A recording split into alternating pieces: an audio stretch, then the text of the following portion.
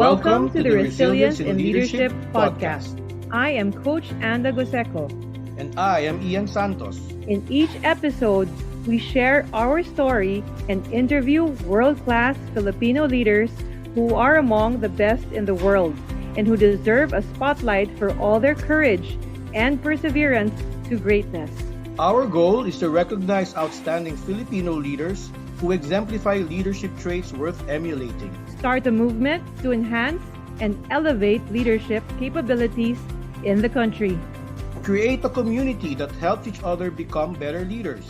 And inspire other leaders to elevate their game through integrity, malasakit, courage, inspiration, and resilience. As we strive to become that great one, we have to fuel our spirit with these inspiring, resilient, and courageous Filipino leaders that we have today. So if you are someone who leads a great workplace and engages employees, loves to achieve great results, or simply someone who aims to succeed as a leader, this podcast is for you. Now let's get to the show. He is one of the country's top-ranked public speakers and trainers for leadership programs and other soft skills. He is a seasoned management and marketing professional, being involved in various industries such as advertising, fragrances, goods, printing and publishing, telecommunications, BPO, and business solutions, both from multinationals to locally owned enterprises for more than 2 decades now. Presently, he is the President and Chief Equipping Officer of Breakthrough Leadership Management Consultancy, Inc., the company behind Salt and Light Ventures. He is also the Master Trainer and Country Representative of Lead Like Jesus Training Program, a program designed by Ken Blanchard, and the founder of Project Purpose Philippines. Boris also serves as a member of the Board of Trustees for Family First Philippines and the Bible League Philippines. Because of his practice of his leadership gifts through these humanitarian involvements, the University of Santo Tomas bestowed upon him the distinguished Manuel L. Quezon Leadership Award for 2 consecutive years. Finally, he is also the editor-in-chief of the People Manager magazine, the official publication of the People Management Association of the Philippines, or PMAP, and he contributes regularly to the career and lifestyle section of Rappler.com. Boris is the author of the best-selling book, Practical Wisdom to Be Happy at Work, and he used to write a regular column for Philstar.com and Inquirer Libre. Ladies and gentlemen, it's our pleasure to introduce Boris Joaquin.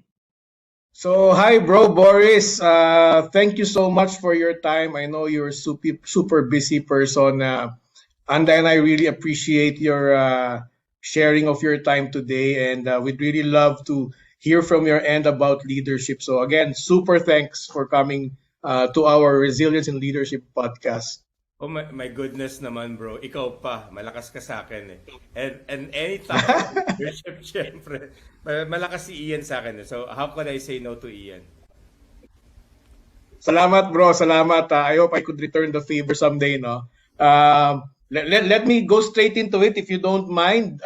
This is the first question we always ask our guests, no? We're very interested to know, no, kasi resilience can mean a lot of different things to different people, right? We'd like to know from the perspective of Boris Joaquin, what is resilience as a leader, based on your many years of experience, bro? Well, you know naman na we're all in the same boat, diba? We all experience what we experienced in the last 2 years, the global health crisis, for the first time. So nobody really knows any best practice towards that. Pero siguro one of the things that caught my attention are the years of change management training. I'm a change management consultant kasi, so whether with Ken Blanchard or with investors and people, we always talk about the dynamics of change, VUCA here, VUCA there. So ito, VUCA na talaga. This is VUCA na. Totoo yun ang nangyayari in the last 2 years. So you need to put all of these principles in practice. And one of the things that I was blessed actually to learn in 2018 is the concept of adaptability. Yung maganda pag pinaghiwalay mo, di ba? Adaptability. So the ability to adapt And what they were saying is adaptability quotient. Job reports yata in their publication, in 2018 to, before the pandemic even became the global health crisis, right? They were saying that technology is on an uphill trend. Kumbaga, it's evolving so fast. Parang hindi natin kayang, the Right. humans, us, cannot adapt We fast can enough. catch up. We can. Oo. And it was amplified because of the global health crisis. So parang all the more the gap Right. between yung adaptability natin became wider. So ang projection nung 2018 is in the next 5 years, we need to upskill ourselves in so many ways. So what they were saying is that AQ is the new EQ. Parang if we are to succeed raw, we need to have that adaptability quotient. And I think that's what I've learned in the last 2 years. Parang how do you have the adapt abilities to actually manage and navigate through change? Galing. Speaking of AQ, no, Boris, no, adaptability quotient in your words, but some people also call it adversity quotient, no, as a leader, no. How important is it as a leader to also have a high adversity quotient based on your own experience and based on the, I'm sure hundreds or thousands of leaders you've trained personally yourself? Well, yung ano yun it's, well, for one, I'm not really quite familiar with how they define adversity quotient, just to be honest with you. But what I've learned is that anybody can adapt, anybody can pivot, anybody can recalibrate.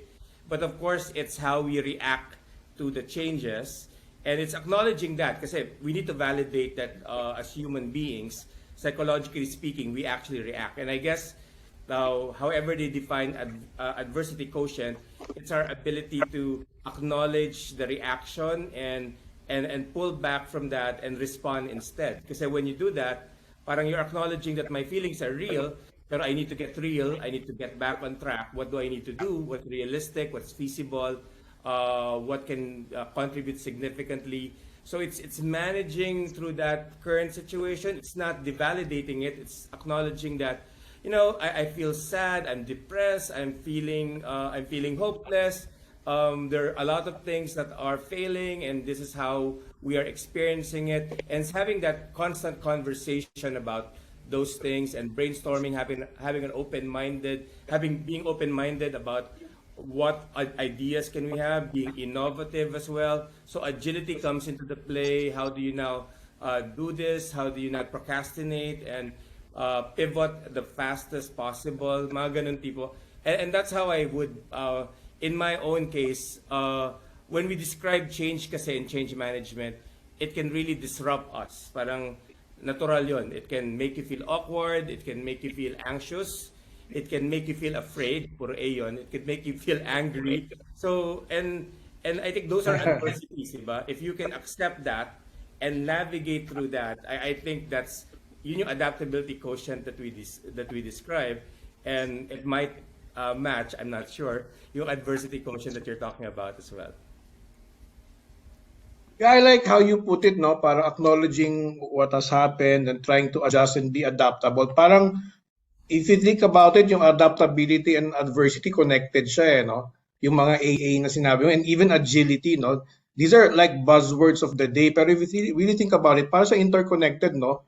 I think some of the best leaders we read about or we personally know, perhaps Boris knows, are those who can,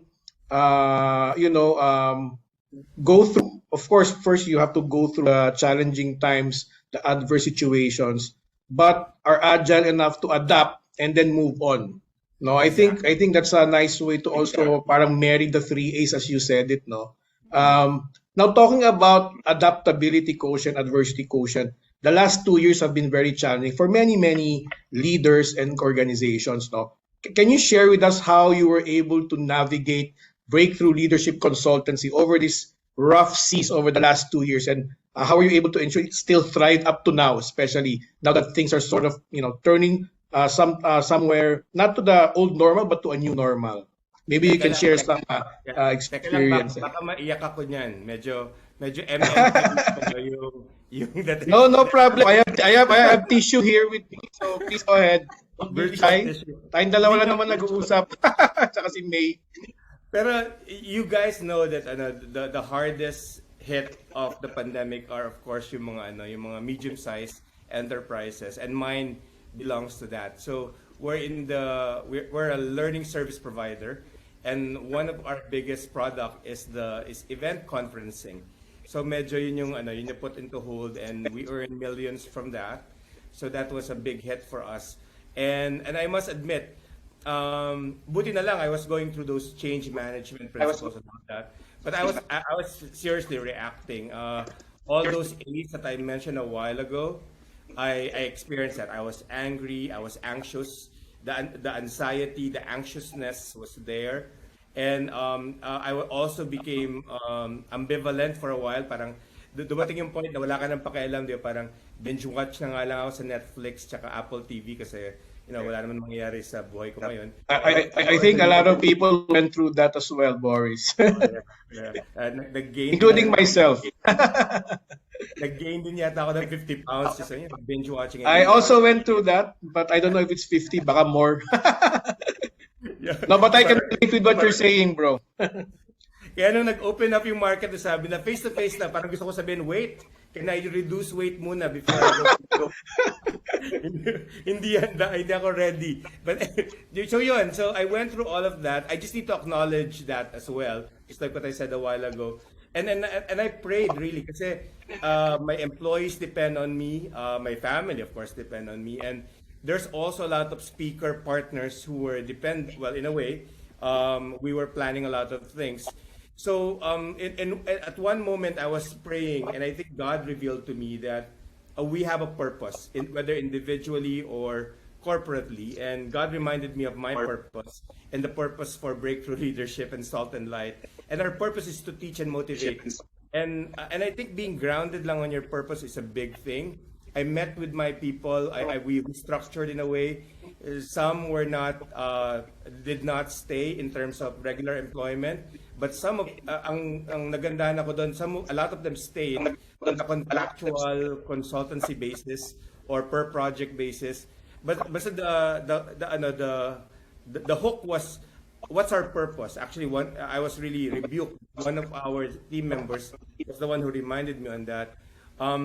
Sir, ang purpose naman natin is to teach and motivate. Maybe we should take advantage of that. And interestingly, our first initiative was to learn the technology. So one of the things that we said, one of the staff members said, "Sir, kailangan matuto ka na mag-live stream." So we started trying that out. Nag-Facebook Live kami. And Save the Children, my favorite advocacy, I was chatting with you about that. They were raising funds. So we did a Facebook Live, and instead of getting paid for it, we challenged our viewers to pay us, to donate to Save the Children as they watch the free live stream. So when we did that, we were able to raise 200,000 pesos, and that was encouraging. We felt like, okay, it's not the end of it all. We can still earn. Dinonate nga lang namin yung first fruit, and I think that's a good testimony. The Bible says, donate your first fruit. So sabi namin, okay, we need to learn all this technology, live streaming. We need to master Zoom. There was a time that client was paying us. I was trying to understand WebEx, because I don't know what WebEx is. I was trying to understand MS Teams, and people were, they have this bayanihan mentality. So, unti-unti, clients were coming back. Pero gusto ko lang talaga yung initial initiative namin was a free live stream for the benefit of Save the Children. And we raised that amount. It was a sign from God na we can still earn. Parang we can do this virtually. We can pivot. We just have to try until we hopefully succeed. Galing. I like that word that you use, no, pivot, no? Kasi a lot of us, a lot of organizations were forced to pivot during this difficult situation. I think that's one of the main tools of being resilient as an organization, as a leader. How do you pivot? How do you become flexible? How do you become agile? And use the word innovative as well kanina, no? Apart from these words, were there any other resilience tools that you use in your resilience toolkit that help you go through these challenging times? Okay. Siguro let me summarize it this way. Parang I've organized it in my thoughts. I've actually written it as an article in Rappler. So maybe, well, the first one, the first tool is being grounded on your purpose, because I think that's really is the thing. I saw that in the hospitality industry as well. The ones that are grounded in serving and delighting their customers, they find a way to pivot because yun ang gusto mong gawin eh. And as long as that's your passion, you'll find a way. And hopefully the income just follows. So that's something that our team was holding on to in 2020, and then we were able to pivot and recalibrate very well. Being grounded on your purpose. Number two, we need to have a growth mindset. And what I encourage my people really is yung how do we develop that? How do we maintain that mentality na hindi tayo fixed mindset? So you know that from Carol Queck, di ba? A growth mindset is not being limited. Right. One of the materials in my workshop is challenging assumed constraints or challenging false assumptions, because ang dami nating false assumptions. And as long as we can have an open-minded, we should tell ourselves not just to think outside the box, but actually to remove the box. Di ba ganun din naman sa diversity and equality, di ba? Remove the box, remove biases, remove false assumptions and limitations na hindi mo to kaya. I am not really tawag ito a technologically savvy person. Actually, you are the one who challenged, who inspired me to venture into LinkedIn. Si Ian yung nag-nominate sa akin nung time na yon. And I discovered LinkedIn, and I was telling my team, hey, you know, may LinkedIn, we can get clients there. So we started doing this. So parang that was a top 100, top 100 before, no, with Virginia. Yeah, and then I only had like 5,000 followers noon kasi I wasn't really managing this particular platform. But now parang, my goodness, nasa agenda na ng staff namin every week. Sa project list na, what do we post for the week? Wow. Wow, okay. Pero yung the growth mindset there is that we should not be limited lang with what we can, parang what we have or what we can do. So grounded on purpose, growth mindset, and since I shared the story about Save the Children, I think giving is a very good principle to adapt. And during this time, bayanihan, collaboration. Collaboration is a key word right now if you really would like to succeed. That's why I collaborate with you. Eventually, I want to collaborate with me at some point because we help one another, not just giving tangibly, but giving things that are more cooperative and fraternity and brotherhood and sisterhood and all those things that binds us together. Right. So mga key words or phrases of my mind that what you just mentioned. One is having a growth mindset, but first of all, having a purpose, because that purpose will guide you, especially during challenging times. Yeah. Taking out, not thinking out the box, but taking the box all together. It's having a different way of seeing things. Gives you a different perspective as well, and probably new ideas. And I see in a lot of your posts on social media, Boris, whether it's Facebook, LinkedIn, what have you. I don't know what other social media you have, but you always talk about and share about generosity.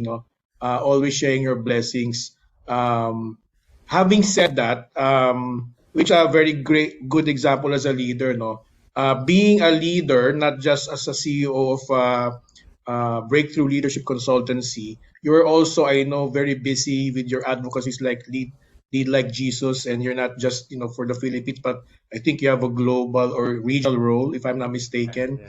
You're also very busy as a talent, a writer of a Philippine Star. You also have your guest. I think you also have like mga interviews with big names out there with Philippine Star. How are you able to sort of prioritize all these responsibilities as a leader, and how do you keep your sort of sanity amidst all these things happening in your life? And I know you. I actually admire you. But the other day I saw you having dinner with your wife. Sabi ko, galing din ni Boris. So how can he, actually ensure that despite his very busy life as a leader of several organizations and advocacies, he makes sure that he has time for the family, for the wife, for his daughters, diba?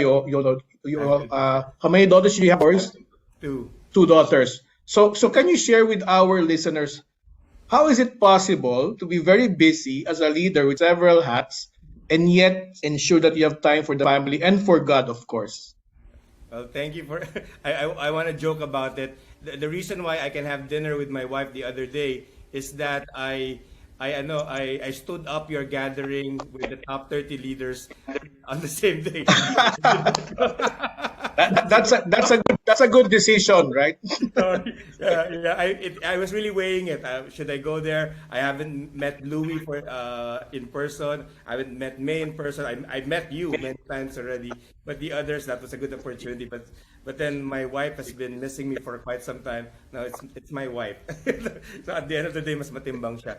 Of I've course. yeah, I've written my life purpose when I was age 32, and this was part of the Ken Blanchard program, actually. And my life purpose goes this way. My life purpose is to use my leadership and energy, my leadership and people skills to teach and motivate others to discover their purpose and enjoy their life journey.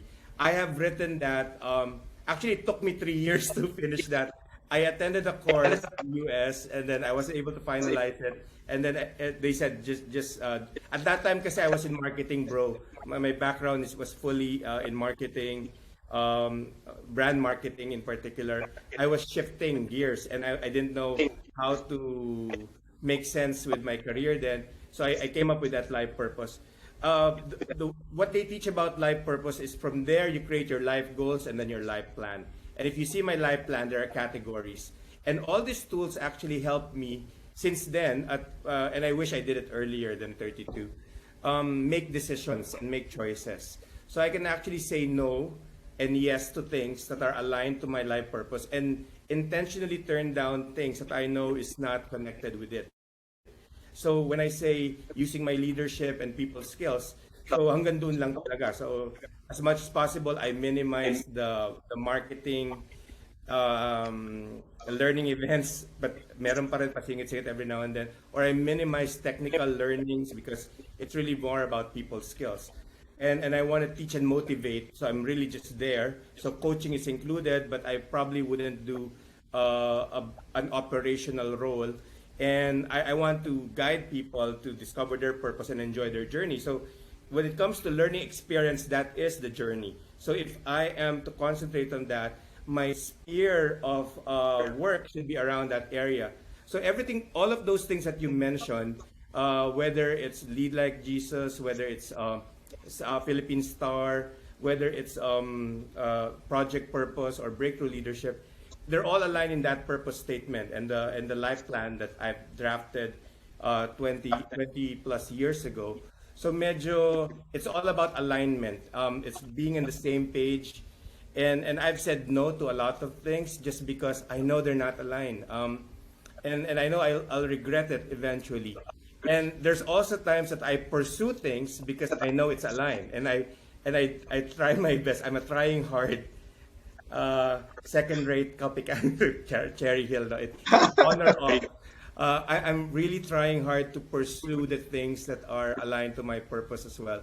Like the one with Philippine Star, when we closed down Rappler, I basically initiated the conversation with a good friend who invited me a few months back because I know that's aligned with my purpose, and I just need to see them agree with the conditions that we have so that it's more consistent than what I usually the talk show that I originally have, so that it's more win-win. It's not just one, not like what you said. It's not just being a talent to a media company, but it's a win-win. I know it's serving my purpose as well. Galing. Just listening to you, no, reminded me that I probably need to review my life purpose, no? Kasi it's so easy to say that ito yung life purpose mo, no? But have you actually written it down somewhere, no? Kasi sometimes, a lot of times we forget it. And I know your project purpose is very important to you, and you also teach about this, no? And I think it's very good for our listeners to hear about this, no?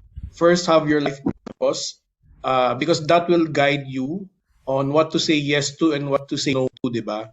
And I think one of the key skills of a good leader is knowing when to say no, Yes. di ba? Kasi you only have so much time in a day, 24 hours. how do you prioritize your time, no? At work, in your business, with your friends, family, and of course for God, diba? So speaking about leadership, no, you were recently and congratulations again. You were recently named as one of the Philippines top 30 leaders on LinkedIn, and Thank we do not take this list lightly kasi una-una it's based on nominations of people who know you, who have worked with you. And again, we made it 30 lang kasi we wanna, limit it so that we try to choose, no, among all the nominations. And we also wanna inspire. One of the objectives of this initiative by myself and Virginia is to inspire, motivate other leaders to elevate their own leadership game or leadership skills, no. Being a leader for so many years, Boris, and this is going to be probably my last question to you. What specific, and I know you shared a couple of things already over the last half an hour, what are the things that you think are needed, especially by leaders today, in today's environment, because it's a new world, diba, that will help them succeed as a leader and help their people also succeed, their whole team succeed? All right. Well, I think I shared three of them already. I think yung being grounded on your purpose and growth mindset, and then having a growth mindset, having being a learner, and then generosity, the generosity principle. I think we can never outgive God. So as long as we just do our best to give, whether it's with the likes of Save the Children or a community like the one in LinkedIn, it will always return to us a thousandfold. But I also, and I think I posted this recently because it's one of my reflection in my quiet time. Every leader finds themselves swinging back and forth from pride and fear, and we call this ego Right. problems, and we do have and ego problems. And again, I go back to the idea of validating our feelings, and ego problems are feelings. So whether I'm jealous of you or nagtampo kay May, that's a feeling. And I need to acknowledge that. But if I let it master my heart and my mind and how I will behave later on, you become ego driven. You become a master of your ego and you have an ego problem. So para siyang ano Alcoholics Anonymous. Meron ka ng Egos Anonymous. You need to go to an Egos Anonymous session and confess your ego. I guess the more you tell people or your accountability partners, people that you trust, what your problem is, the more your ego will go away. So the opposite, the flip side of that is making sure that um, you are guided by, you are dominated by humility, and humility is something that you can't really claim. No, but I can't really tell you that I'm the most humble person right now, because the more you say you're humble, the more that other people will think you're not. It's something that's demonstrated, right? So parang, and it's a habit that you develop, and leaders need to acknowledge that, because I think the bigger we get and the more followers we get and the more influential we become, the more successful we become, the more our head, our ego becomes bigger and swollen. And we need to have that check and balance of regularly understanding that this is my natural tendency as a human being. We're all selfish. Wala namang ano, 'di ba? Wala namang pinanganak na selfless sa mundo na to. It's a journey. Sabi nga ni Ken Blanchard, we only become mature adults when we realize that life is more about what we give rather than what we get. So maturity is a journey, and we are journeying pa lang, even regardless of the age, even if you're in your retirement. So we need to just acknowledge that and balance it with humility and God-grounded confidence. And it's not even self-confidence. It's knowing that if God is in control and if God is sovereign, you get your confidence from that and you follow His calling, His bidding. He's your purpose. And once you follow Him from the get-go, you can never go wrong. Galing. I saw that post, no, Boris, and it got me thinking as well, no, kasi sometimes the for me kasi, to your point earlier, when you have more followers or you have more, exposure in social media and you become more famous, the natural tendency kasi of people is to become, ano, di ba? Overconfident maybe, or arrogant in a way, But actually, to your point, you can turn that into humility, no? Para in terms of sharing what you have achieved, but using that to inspire others, di ba?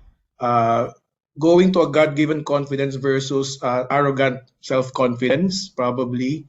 And myself, I try to always, siguro for me, for instance, what keeps me sort of grounded, it's still a work in progress, is to always think about, all blessings that I have, whatever it is, as God-given. Kasi yun naman talaga yung totoo, di ba? Uh, Everything we have, whether financial, whatever, or title-wise, or fame-wise, whatever, is not ours, no. It's just ours to take care of, and that keeps me grounded. And everything can be the thought that everything can be taken away in an instant also keeps me on my toes to make sure that I don't, take these blessings for granted and share them with others as much as I can, as often as I can. So I just wanted to share that because I was inspired by what you just said. So um,